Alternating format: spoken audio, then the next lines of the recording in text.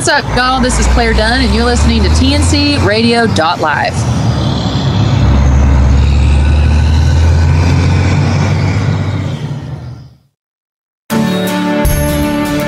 Don't forget, you can hear all of our TNC Radio primetime shows again on our podcasts. Just go to tncradio.live/podcasts or search for TNC Radio.live wherever you listen to podcasts.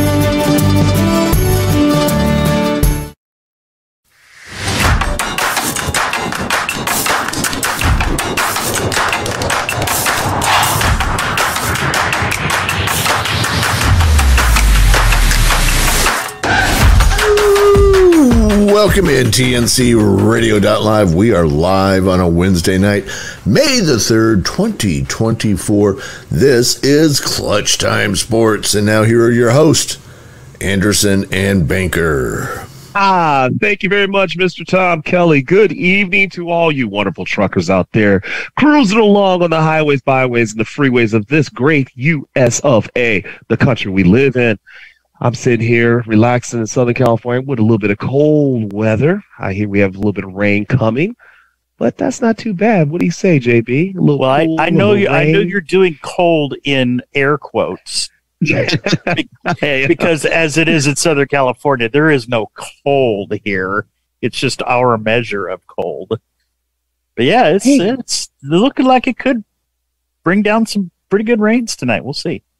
I hope it does. I don't mind topping off, April showers, bring May flowers, a little bit of rain here to help spruce up the yard. That's okay with me. JB, let's get into it, man. We had a great night Friday with Larry, with Tom, with you, me, and being on Facebook Live and being live and people could see us. They can make comments. That NFL draft was fun. I think that was the first time I actually measured how long it took just to get to pick 15. I was like, wait a minute. Has it been 3 hours and we're like on the 15th or 16th pick of the first round? Well, yeah, I mean, the full first round lasted about 3.5 hours. So, yeah, it was quite a long night. I was bored after the third pick. Well, I can imagine why, Mr. Houston Texans fan. Well, it was pretty fun. It was really interesting. It was very interesting and intriguing to see people that chose to go to the draft live, those who chose to stay home and just beam in and let you see them if they were chosen. As everybody knows, the NFL draft goes 1 through 7. So if you watched rounds 2 through 7, I commend you. I tend to watch the first round, and that was it. And JB, I know you watched it because you were texting me. You're like, hey, he went in the second round.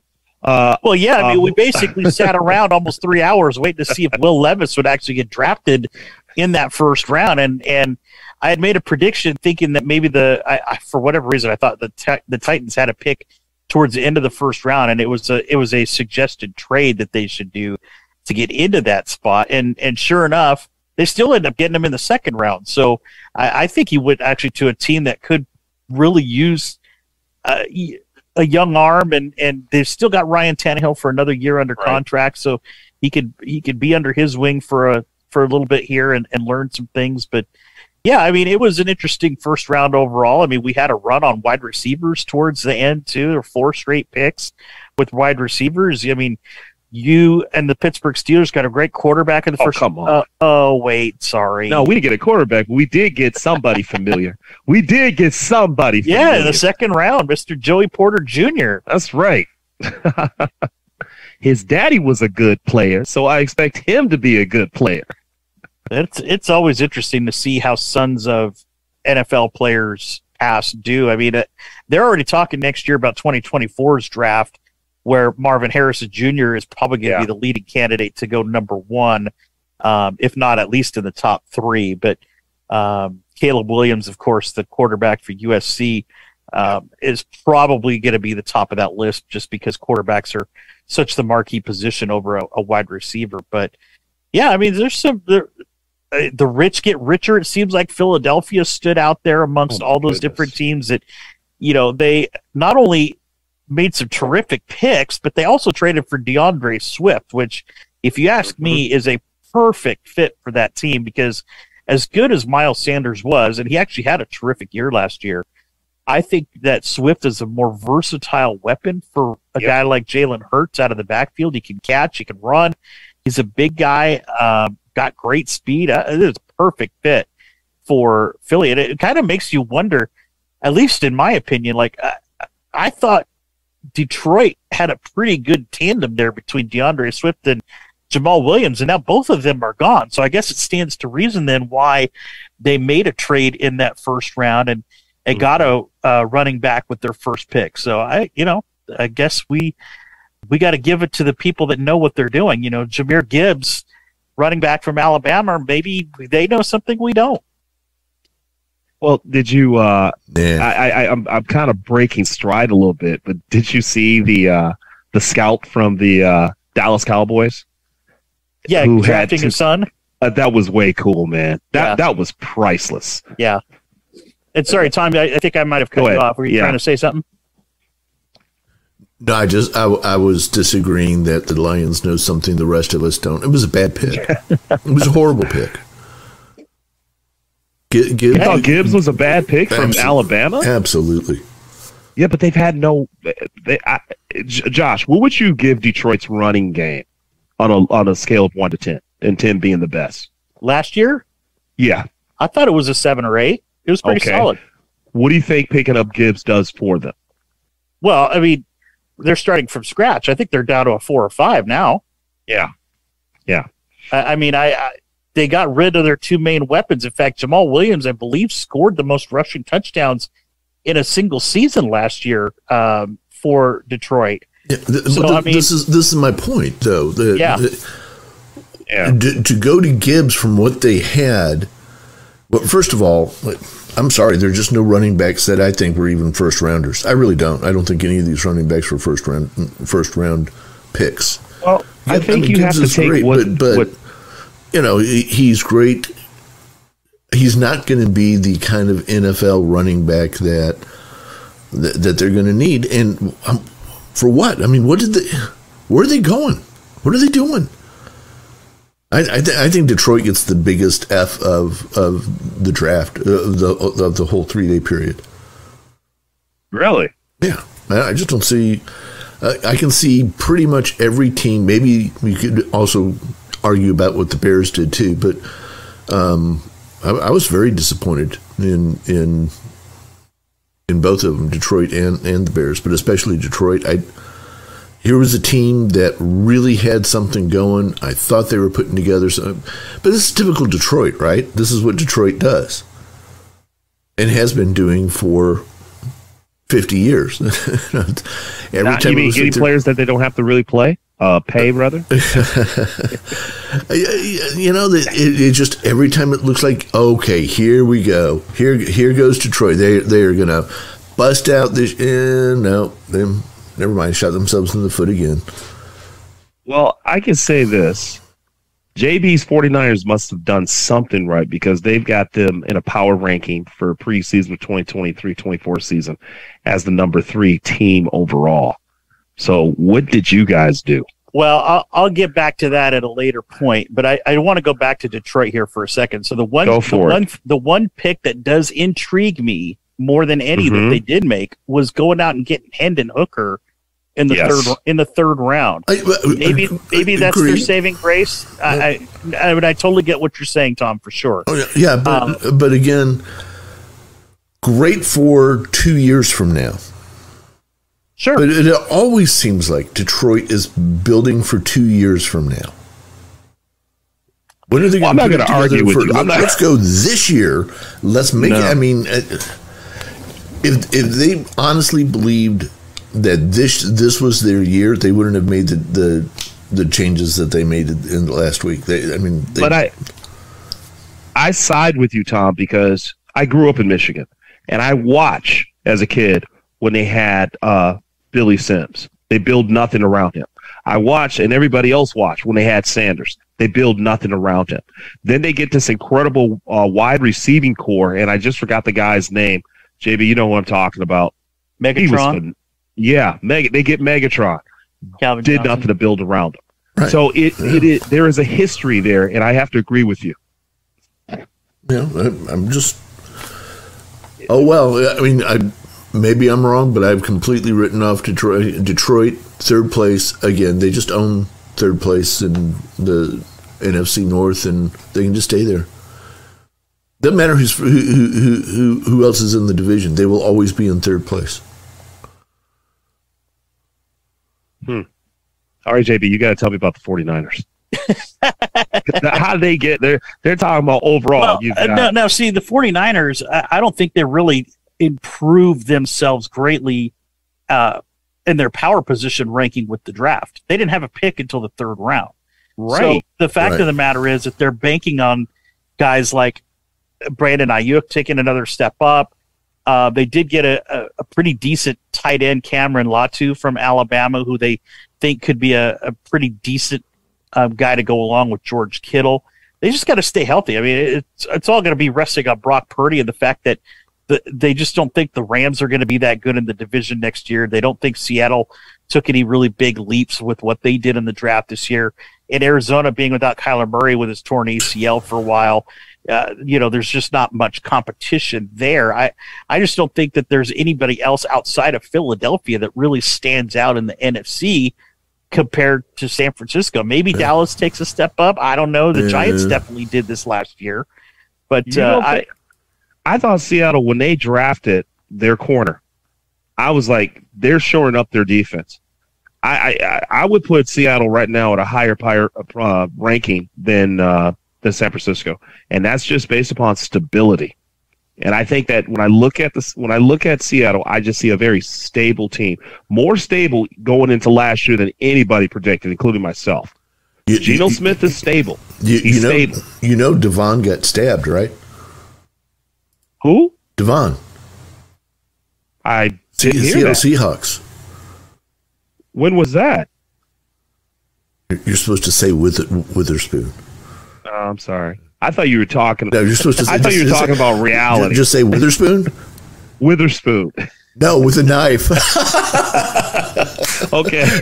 Hey, with all the crap going on today, I thought you were serious. I was like, I thought maybe you really did get stabbed. No, I didn't get stabbed. I was staying as far away from that as I possibly come on. You could have helped out there. No.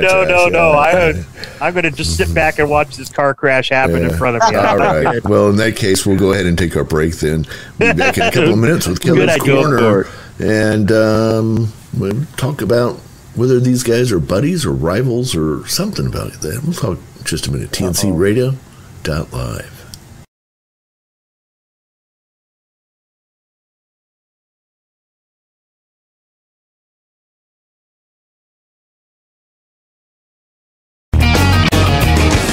CDL Permit Test Study Tips for Truck Drivers.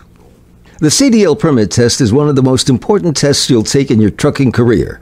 Drivers must pass the test to practice driving a semi-truck, bus, or any other vehicle that's over 26,000 pounds. Like any test, you need to study and take the necessary steps to get prepared. The CDL Permit Test covers a lot of information. Studying the entire 180-page CDL manual can be overwhelming and exhausting. Luckily, we have some CDL Permit Test study tips to help make the studying for the exam much less stressful.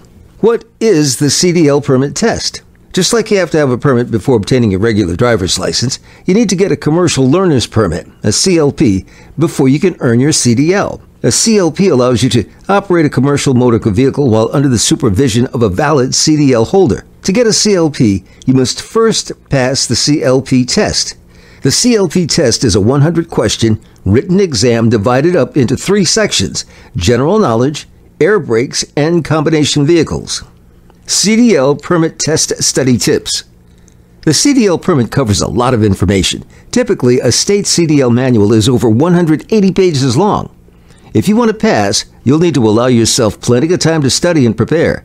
Trying to cram all the study material in a couple of days before the exam will not give you the best results.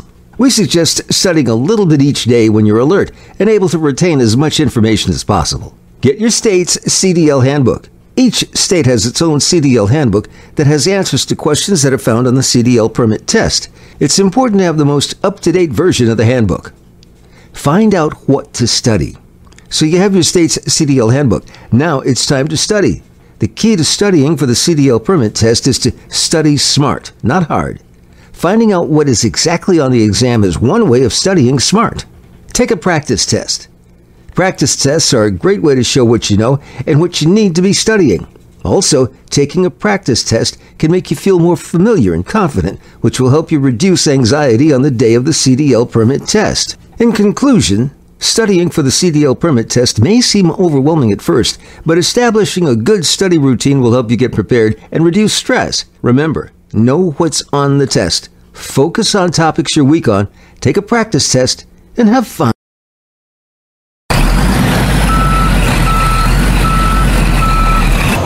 You're listening to TNCRadio.live. Remember to tune in to the Truckers Network Show with Shelley Johnson. Weekdays at 3 p.m. Central, 4 p.m. Eastern.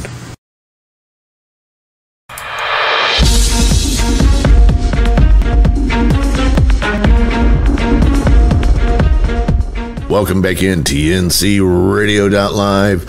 This is Clutch Time Sports, and this is the second quarter, which means it's Kelly's Corner. And guys, want to talk to you a little bit tonight about, we're going to start off talking about the rule changes in baseball. There are a whole lot of changes in baseball. Some people love them, some people hate them. Most of the rule changes, as you know, were wrong and need to be rolled back. But that's a different story. One of the things that changed in baseball that most people didn't even notice and make a big deal about was the now balanced schedule. So what's the problem with the balanced schedule?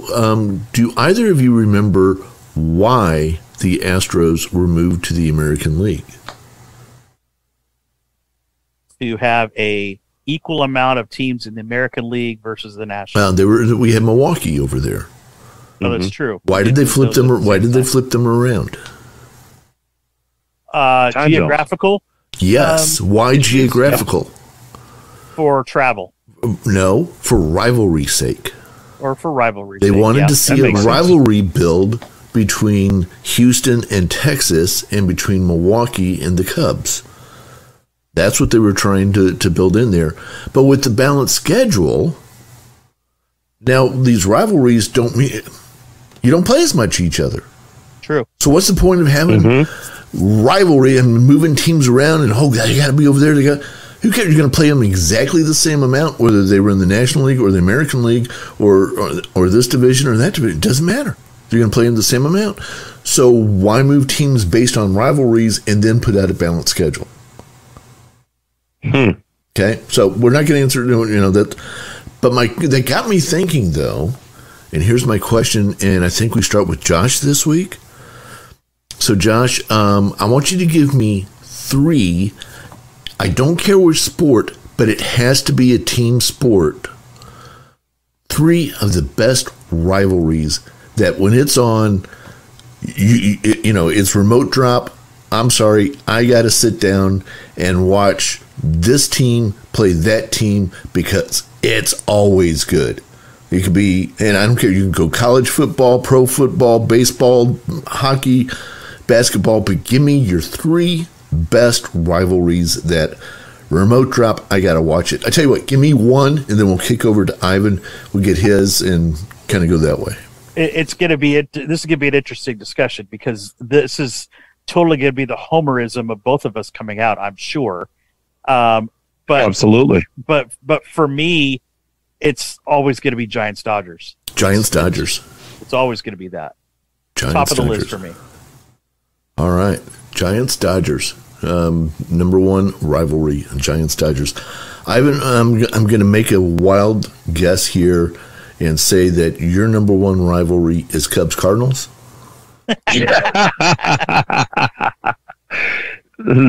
Rangers Astros. Come on. Rangers Astros. If we're talking baseball, it's Yankees Green Machine. I hate them. I hate them with a passion. All right. I will never like Boston. So Yankees and Red Sox, of course, they've had a rivalry for. If we weren't taking baseball, though, Ivan, No, I know for a fact that wouldn't be your top rival. No. Right. Okay. No, it wouldn't. Okay. So let's go back to Josh for a second. So Okay. So you already gave me one, Ivan. These are not in order, by the way. You can do whatever order. So number 2, Josh. Again, I don't care which sport. Give me another big rivalry that, I love it when these two play each other. Again, I'm going to go Homer here, but I'm going to go Niners-Cowboys. Yeah. See, I don't know that that's even recognized as a rivalry outside of San Francisco. I mean, between 1980 and today, I mean, so many big games between those two. Oh, teams. no, I don't disagree, but I don't see that as a nationwide known rivalry. I mean, right, but if they're playing, I'm putting down the remote. There isn't anything else I'm watching. Yeah, okay. I agree. Fair. Ivan, how about for you? Give me another rivalry, maybe something at the NBA. Lakers Celtics. Been a rivalry since 1982, right? That's correct. So really, it started for me when Magic Johnson got into the league. Wasn't it, I hate the Celtics. 80, I 81, 82. And when I started understanding basketball, I was like, I just hate the Celtics. Yeah. Just hated them. And Larry Bird. Did you ever see, they did a kind of a documentary about that rivalry. Did you ever see what Magic Johnson said about Larry Bird? I did not see that, but I did see the part on how they really became close friends. Well, and they really did. Magic Johnson described Larry Bird as the dirtiest player in the NBA. But see, this is what Bird would do to mess with you. Is just as you were getting ready to take your shot, he would tug just a little bit on your shorts and make you think that if you actually jump, he's gonna pull your pants down and stuff like that. He would mess with people like that all the time, and it was subtle enough that it wasn't really, it wasn't a foul. It was just screwing with people, and that's part of where their rivalry came from. Is because Bird would just love to mess with Johnson, or blow on the back of his neck, just do different things that would freak him out in the middle of the game. But that's that's sports. Everybody does that. It's those little. I call it the game within the game. Yeah. Well, Bird apparently was quite the master at it. That's a great rival. That's one that is recognized around the country. Josh, back to you. Give me another one. Boy, I've been kind of introduced to this rivalry over the last several years through friends, but. Anytime Alabama and LSU are playing in college football anymore, it's on. And after Joe Burrow did what he did at LSU with Alabama or against Alabama, it's beyond intriguing every time I play. Yeah. I love the college football rivalries. We could do an entire show on college football rivalries, and there's one college football rivalry that Ivan, you're going to mention now. Yes, I am. I sure am. You're doggone right I am. And that is? Michigan Purdue and USC. Michigan and Ohio State, baby. Oh, man. I mean, just how many wonderful games have those teams given us over the years? How many times have we turned on that game absolutely positive that the one team is going to stomp the other team because it's just not their year? And my gosh, how did this happen? How did Michigan win that game? How did Ohio State win that game? Oh my gosh! I mean, so many times those teams have blown us all away. I have family in both states, and people think I'm joking when I say this. The week of that game, they do not talk to each other. Yeah. It is that intense. Yeah. To this day, Desmond Howard is from Ohio. To this day, Desmond Howard goes back to Ohio, and they look at him, and they go, I can't believe you went to Michigan, man. How could you do that and win the Heisman? He will tell you, to this day, he's like, if I go back home, people are like, how did you leave Ohio? Why would you do that? And it really started between two coaches. The great coach of Michigan is actually from Ohio. Coach Schembechler is from Ohio. So you can imagine how deep this anger and resentment is. It is deep. Okay. Yeah, well, and I would say too to that, if that's what I was getting to before, if Ivan had his own personal 1 through 3, if that's not at the top of the list, I will go eat my hat. I know he's a big Yankees fan, but there ain't no way it's going over Ohio State, Michigan. Oh, no, not at all. Well, I am just the week of the game. We've got just like a little over a minute left. I jotted down a few others and I wondered which ones. I did close to picking which one, but here's a few others that are some of my favorites, at least. Packers Bears. Yep. Great game. It's always a great game. Yeah. And I mean, it is bloody and dirty and cold, and I mean, it's just, I love that game.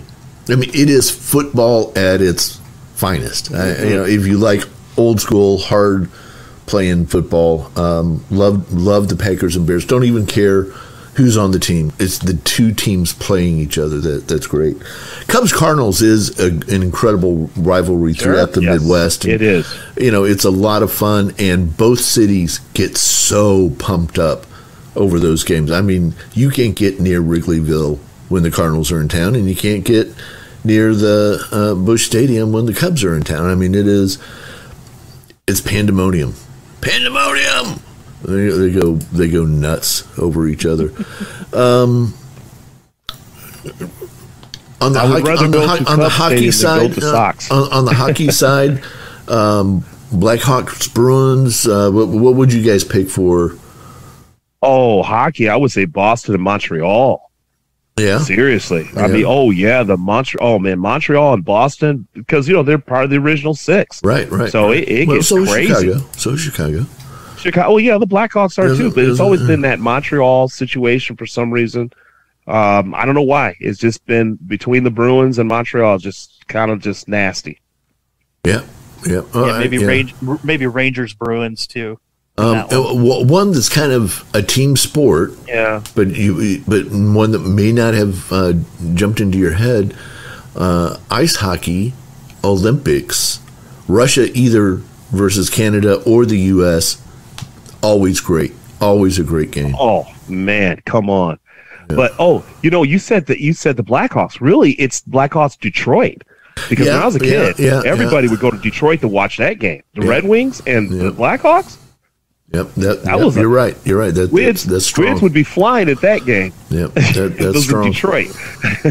and can I give a special receiving votes to Duke, North Carolina? Yes. Well? Oh yeah. Absolutely. Oh yeah. Oh, absolutely. Yeah. Yeah.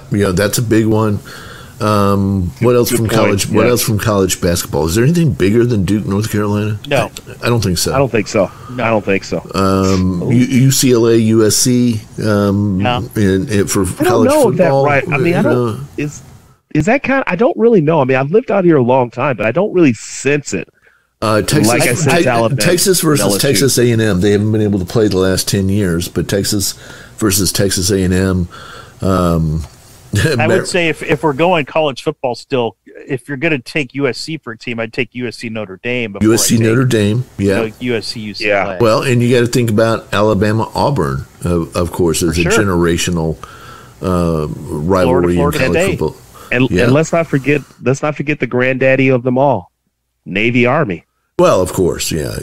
Navy Army, Well, the granddaddy of them all is Harvard Princeton. That would be true. That would be like the great granddaddy. Right. And they play like great granddaddies now too.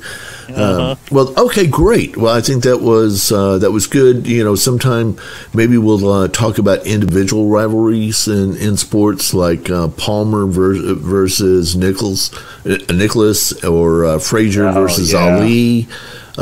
Chrissy Everett versus Martina Navratilova, Jimmy Connors versus McEnroe versus Borg. There are a lot of individual sport type things that we could talk about. Sampras versus Agassi. Oh gosh, yeah, absolutely. That was Becker serious. Agassi. Oh my gosh, yeah. Oh my God, it was awesome tennis. Tennis has never been as good as it was then. I mean, that was really incredible and entertaining and all that. So we'll take that on some other time when we're ready. But the individual matches and rivalries. So some of them have great memories associated with those too. Man. So, all right. Like Anderson versus Banker. Anderson versus Banker, one of the roughest, bloodiest, most grueling rivalries in fantasy the football, history. especially. Oh man, it's a bloodbath. Oh my gosh! I'm kicking your butt this year, Mr. Champ. Oh, you got a mark on your back. You got a mark on your back so big. Yeah, well, we'll see how that goes. We're going to step away, come back. It's going to be time for Trey Rangs right here on TNC Radio.live. Stay right there.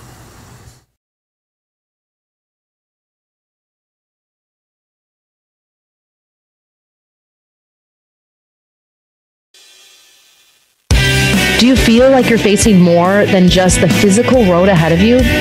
Are you wondering if there's more to life? Join Ron Fraser, the host of Truckers Life Radio, every Monday night at 9 p.m. Eastern, where he discusses the spiritual side of a driver's life. On the show, he goes through the spiritual and moral questions drivers face on a daily basis, helping you, the driver, as you travel life's highway.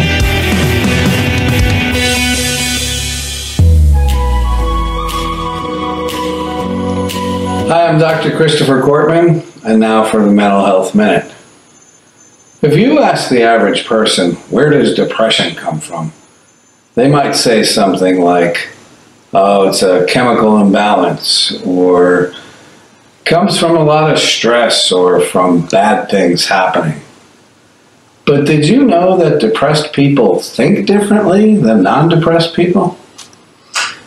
The amazing psychologist Dr. Marty Seligman did some research that shone a light on how depressed people think. And he came up with 3 different ways that depressed people tend to think that's different from non-depressed people.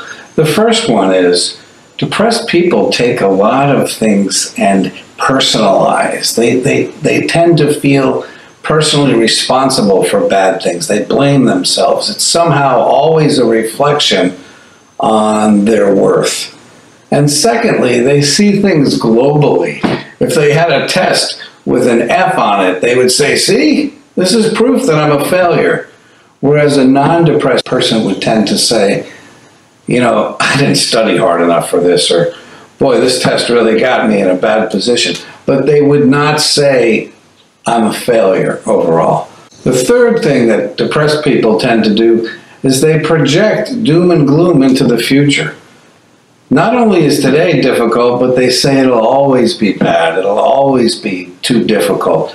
In fact, what I've learned, if there's one link, and only one link to depression, it's the perception of hopelessness.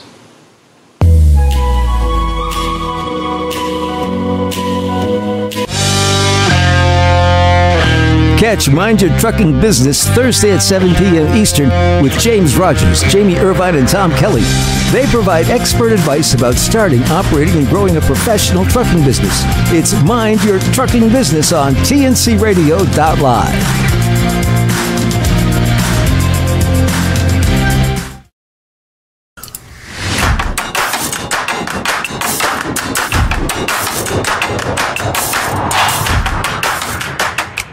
He's at the 10. He's at the 5. He's at the 4. Oh, my gosh. He's almost. Red zone. No touchdown. What's going on, America? Hello, everybody. We're back. TNC Radio, Clutch Time Sports. You know, I love the third quarter because it's very exciting. It's so exhilarating. And that's because in the last 4 years, we done won Trey Rangs. And before we get into this Trey Rangs, I know Ivan will fully support me with this statement.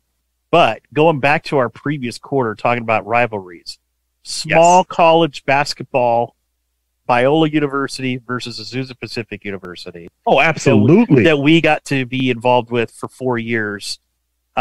Just incredible rivalry. And there are several of those around the country, I know, but got to give a shout out to our alma mater, Biola University, in the rivalries section there. Well, it's so serious. It's like you see somebody like, oh, you went to APU? Yeah, I went to Biola. That's right. I mean, you figure we were the Hatfields and McCoys, and these are two Christian schools, but I digress. All right. Now let's go on to Trey Rangs, because I know you love it, Mr. Anderson. For his entertaining, and you kind of touched on this already. I'm glad we didn't kind of dig into this yet, but for as entertaining as the NBA playoffs have been, let's not let the ice melt on what we've been seeing as a stunning first round of the NHL playoffs. As you mentioned, the Boston Bruins, who broke just about every single season record for wins, points, everything, they were ceremoniously bounced out of the first round by the Florida Panthers on their own home ice in a Game 7 in overtime, 4-3. Florida, if nobody realizes this or even cared to look, they finished the regular season with 23 less wins than Boston. Okay. Wow. And even trailed 3-1 in this series before winning 2 of the last 3 in Boston. Boston, Jeez. and not surprisingly, had not lost 3 in a row all year, and yet they decided to do it in the first round of the playoffs against Florida. Florida now leads Toronto, who won 1-0, by the way. And Toronto actually won their first playoff series since 2004. If you can believe that, by beating the Tampa Bay Lightning, another big team out of the first round of the playoffs. Meanwhile, the defending Stanley Cup champions had the Kraken released on them by Seattle. The Avalanche eliminated by the Kraken, who became the first expansion team to defeat the reigning Stanley Cup champions in their inaugural playoff series. Playoffs? And now Seattle is actually leading their second round series 1-0 over the Dallas Stars as well. So lots of fun stuff. I mean, I'll be the first to admit, I am not a big hockey guy. Playoff hockey is a whole nother level. It is. I will sit and watch a full hockey game, and it's 7 overtimes until Kingdom Comes. It feels like there's 7 overtimes in some of those games. But anyway, rag number 2. I was trying to dodge this as much as I could, and I think I did, Ivan. But while there are certainly many stories from last week's NFL draft, I'm going to hit on one that both you and I will appreciate. So, as I had mentioned, the 49ers had no draft picks until the 3rd round, and while most of that roster is pretty set for the Niners for this upcoming year, they did decide to fill one of the team's biggest needs by drafting a kicker. Michigan's own Jake Moody was taken in the 3rd round with the pick number 99. So Moody set the season and career scoring records while at Michigan, and the Niners were looking to fill the void when they let 40-year-old Robbie Gould walk in free agency. Moody is the first kicker the 49ers have drafted since 2002, and he's the first kicker drafted within the first 3 rounds since Tampa Bay took Roberto Aguayo in the 2nd round in 2016. Aguayo, though, many of you don't probably remember, because I didn't, but he was cut after 1 year and actually has never played in the NFL again. So let's hope Jake Moody doesn't become that guy for the 49ers. No, Chan, I think that's a great pick, actually, and I think people underrate kickers. I mean, when you look at it, they underrate them both in fantasy draft and in real life. I don't. We ask Dallas how important kickers are. Just check or Chicago, double doink. Yes, for sure. No, I agree with you, Tom. I do find it interesting that when a team gets a great kicker, how long those kickers last on a team. I mean, Ryan Longwell lasted forever in Green Bay. The guy out of Detroit who was there for 57 years or something like that. I mean, he was Anderson lasted a long time for the Steelers. Yeah.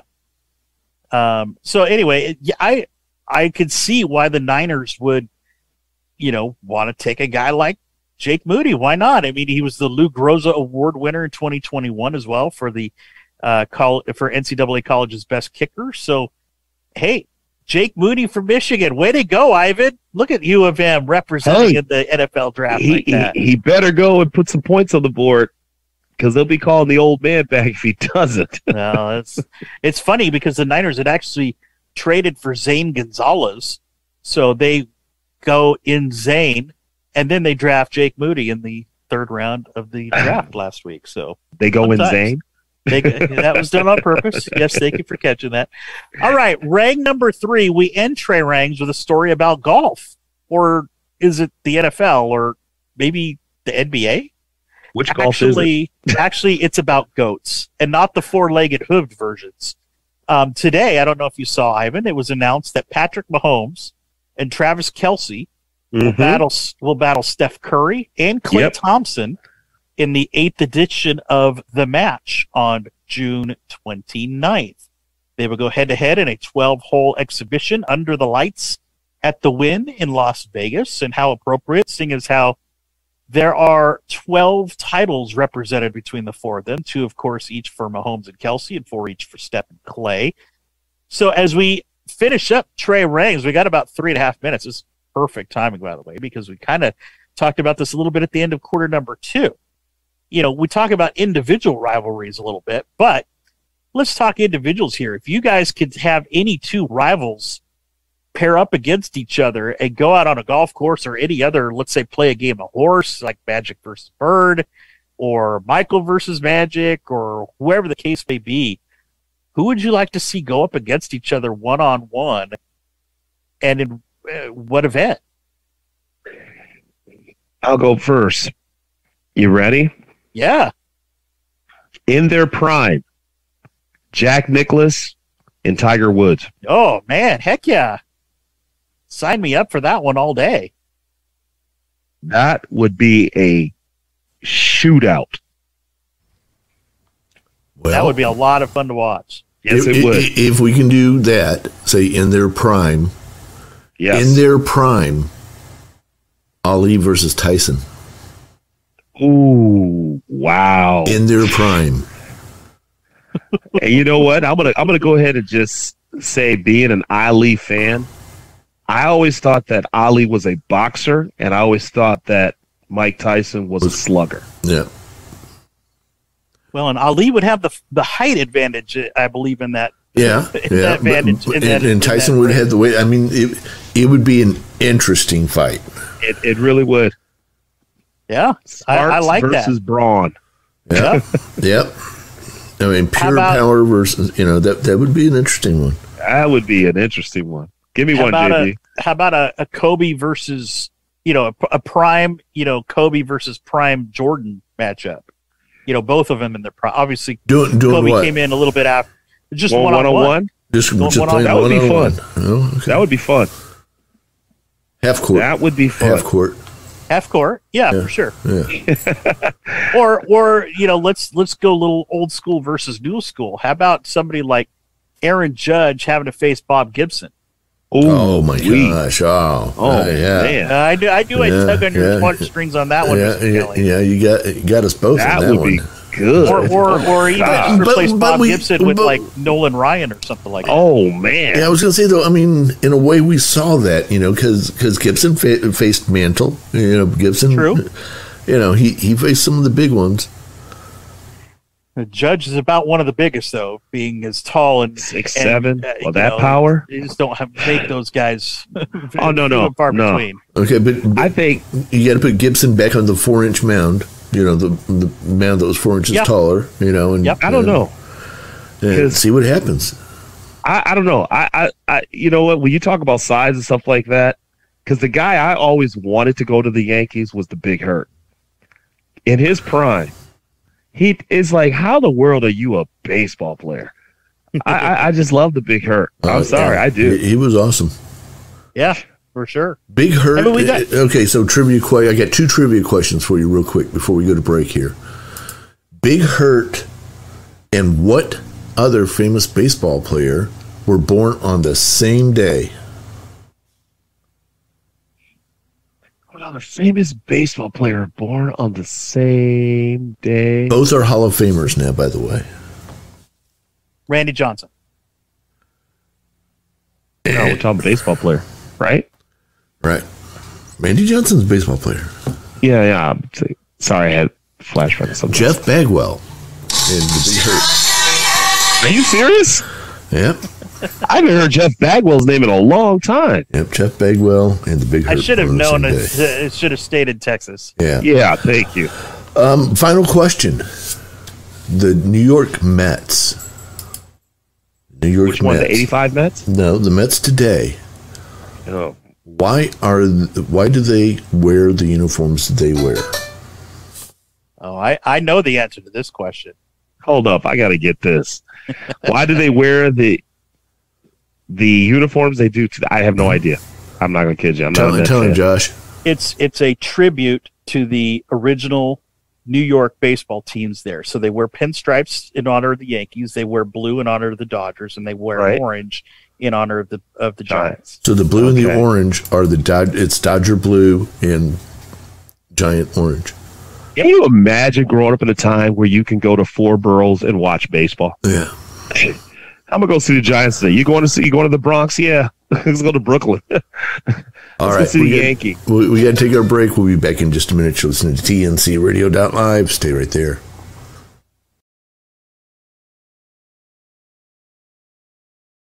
At Hot Shot Secret, we share the science behind common diesel problems and their solutions. For example, diesel particulate filter regeneration. The DPF catches particulates left over from combustion. The DPF regeneration cycle cleans the filter with temperatures exceeding 1,000 degrees Fahrenheit. A computer sensor triggers the DPF regen, which is often accompanied by a loss of power and fuel economy. The frequency of DPF regens are in correlation to the cleanliness of the fuel burn. Under heavy operation with the dirty burn, DPF regens can occur multiple times per day. Hot Shot Secret Diesel Extreme Fuel Additive promotes a more complete combustion, creating fewer emissions and therefore fewer DPF regens. Vehicles using Diesel Extreme experience 83% less DPF regens. Hot Shot Secret Diesel Extreme is available nationwide at truck stops, Fine Farm and auto stores, and online at hotshotsecret.com. Hot Shot Secret, powered by science. This blog on TNCRadio.live is brought to you by the Truckers Network at app.thetruckersnetwork.net. Common mistakes truck drivers continue to make. Getting into a car wreck is a risk everyone takes from driving a vehicle. Safety is not guaranteed while driving. Although you may be alert and driving safe, others may not. Wrecks of any kind are almost always traumatic. Wrecks that include heavy-duty trucks can be even more horrific because their injuries can be more severe and life-threatening. Truck drivers go through a long, extensive training process and must pass several exams to get their CDL. Even though truck driving school prepares truckers for life on the road, there's still mistakes truckers continue to make. Speeding. There may be some instances where you're running late to get a load delivered on time, so you speed to get there. Speeding is dangerous for all drivers. Going over the speed limit is not only illegal, it's risky and can lead to injuries or even death. Avoid speeding at any time. It's better to arrive late than risking your life and others. Rollover. Truck rollovers are due to a driver taking a turn too fast, inexperience, or load size. Rollovers tend to happen when drivers get too comfortable behind the wheel and forget to take extra precautions while driving. Remember to always pay attention and be aware of what you're hauling. Tailgating. Tailgating or following too close is something every driver should avoid. Driving too close behind a vehicle is extremely dangerous for heavy-duty truck drivers due to the weight and momentum of the truck. Keep your distance while driving. There should be at least 3 seconds between each vehicle on the road. Driving while tired. Sleep is very important for the overall well-being and safety of a truck driver. Due to the long hauls, truckers rarely get the recommended 8 hours of sleep every night. Truck drivers can drive up to 11 hours a day for 7 consecutive days. Drivers who fail to follow these guidelines put their lives and others at risk. Blind spots. Semi-trucks are notorious for their blind spots. Most blind spots are due to the inability to see when looking through a rear view or side mirror.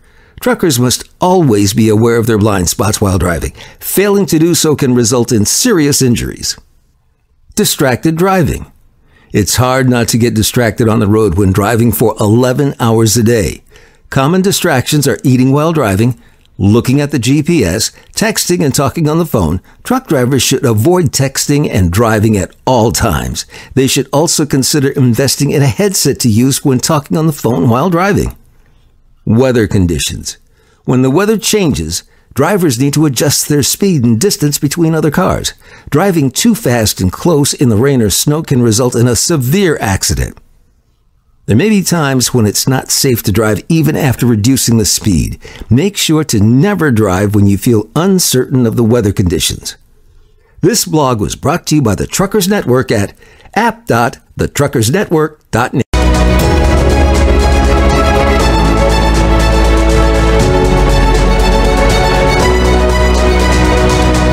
Kathy DeCaro is nothing short of amazing. She not only drives the world's biggest truck as a heavy equipment operator in northern Alberta, Canada. She's an international motivational speaker and the author of Dream Big, an autobiography about overcoming a lifetime of trauma and abuse that led to dreams of success. Kathy inspires people the world over to change their lives and improve their self-worth. Her book will change your life. She's passionate about personal growth and believes anyone can change their circumstances and overcome their obstacles if they believe in themselves. Her life will amaze you and seriously inspire you. Be sure to order a copy of her book, Dream Big, on Amazon.com.